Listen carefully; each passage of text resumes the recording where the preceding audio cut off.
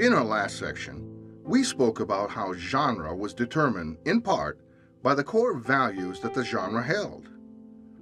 Popular American film can be said to be a reflection of what has been referred to as the American genre. This is the genre of melodrama. Now, melodrama is not a genre you will often hear associated with film. When we look back at some of the old silent films, we can say that they were very melodramatic. This is always associated with overacting and outlandish scenes which seem to create drama for its own sake. Melodrama was originally a French live theater genre, which literally meant music drama.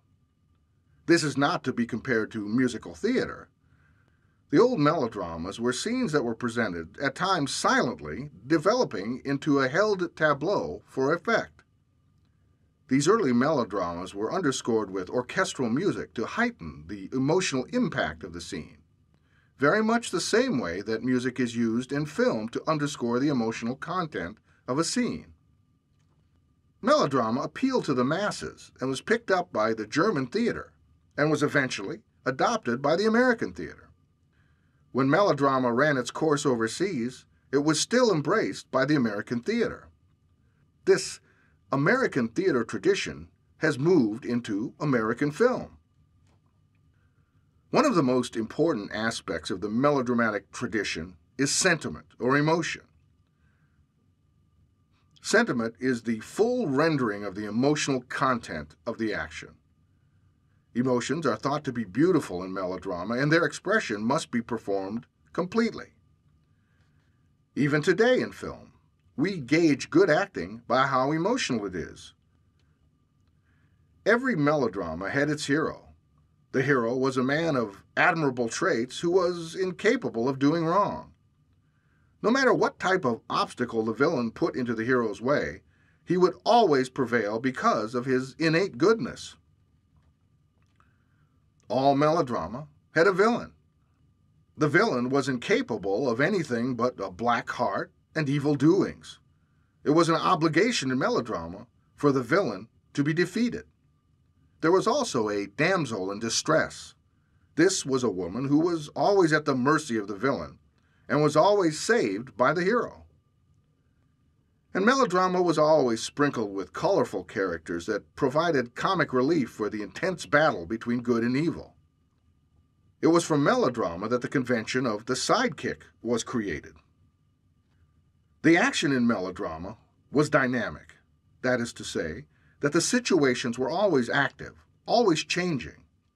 There was always more emphasis on what action the characters were engaging in and less on what they were thinking. The early American melodramas placed much emphasis on visual spectacle. That is to say that it always delivered spectacular special effects. America has always been fascinated by technology, and this translated very vividly on the melodramatic stage. Burning buildings, train wrecks, horse races, ship battles were all a part of the melodramatic theater. You're probably already making the connection between these elements of melodrama and the films that you watch today. Car chases, explosions, natural disasters are all a part of the melodramatic sensibility. Films and acting in them tend to be judged by strong emotions, almost always underscored with music, and using active camera techniques to heighten the emotion. But there is another important aspect of melodrama that is reflected in American films today. That is the nature of its core values. As we said in the last section, each genre can be delineated to a large extent by the core values which it holds. Melodrama arose from the formation of democracy in the 18th century. America defined itself by the democracy it formed in 1776, as did the French shortly after in the French Revolution.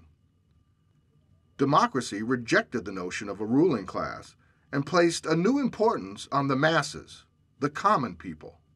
This was a romantic notion that was exploited by melodrama.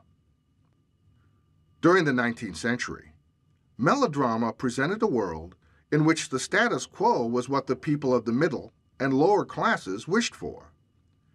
People in power, individuals belonging to what could be seen as the ruling classes, were evil. The core values of melodrama, influenced by the democratic point of view, were that the simple common folk were the most important people in society. The world of melodrama is hero-driven. The main conflict is the struggle between good and evil. The hero represents the good, and the villain represents evil. The hero stands as the individual working to restore the world to a proper set of democratic principles, while the villain is a person in a position of power who tries to subvert the democratic process. The hero struggles mightily against one obstacle after another. However, in true melodrama, the good is always rewarded, and evil is always punished.